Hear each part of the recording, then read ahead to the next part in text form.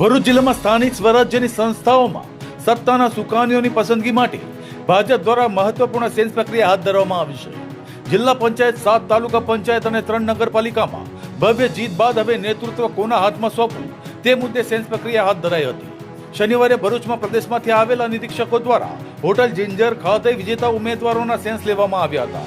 આ પ્રક્રિયામાં જિલ્લા પંચાયત, તાલુકા પંચાયત અને નગરપાલિકાઓ માટે પ્રમુખ, ઉપપ્રમુખ, કારોબારી ચેરમેન, શાસક પક્ષના નેતા અને દંડક જેવા મહત્વપૂર્ણ હોદ્દાઓ માટે દાવેદારોના અભિપ્રાયો સાંભળવામાં આવ્યા હતા.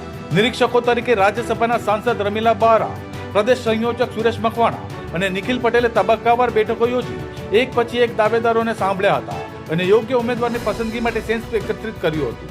આ પ્રક્રિયા બાદ તમામ નામો પ્રદેશ મોવડી મંડળને મોકલવામાં આવશે, જ્યાં અંતિમ નિર્ણય લેવામાં આવશે. ત્યારબાદ રોટેશન સિસ્ટમ મુજબ વિવિધ સંસ્થાઓમાં પ્રમુખોની વરણી થશે.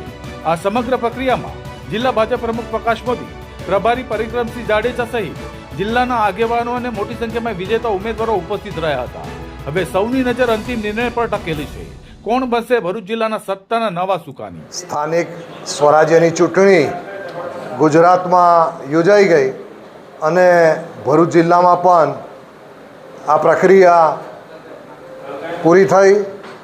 આજરોજ ભરૂચ શહેરમાં જિંજર હોટલ ખાતે પ્રદેશમાંથી નિરીક્ષકો પધાર્યા છે અને આ નિરીક્ષકો જિલ્લા પંચાયત, તાલુકા પંચાયત અને નગરપાલિકા એમાં પ્રમુખ, ઉપપ્રમુખ, કારોબારી સભ્ય, શાસક પક્ષના નેતા અને દંડક આ પોસ્ટ માટે કોની નિમણૂક થવી જોઈએ એની સેન્સની પ્રક્રિયા માટે પધારેલા છે.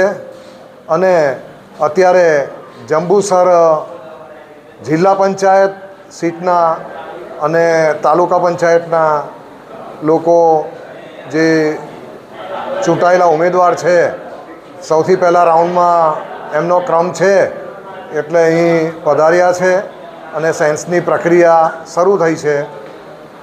અને સાંજે અંતિમ તબક્કામાં ભરૂચ શહેરના લોકો પણ છેલ્લે એમની પણ સેન્સ લેવાશે.